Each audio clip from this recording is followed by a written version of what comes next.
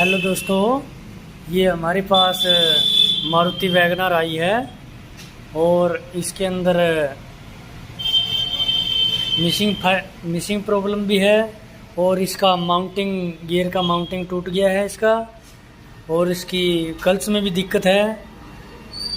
और इसका सस्पेंशन का भी काम करेंगे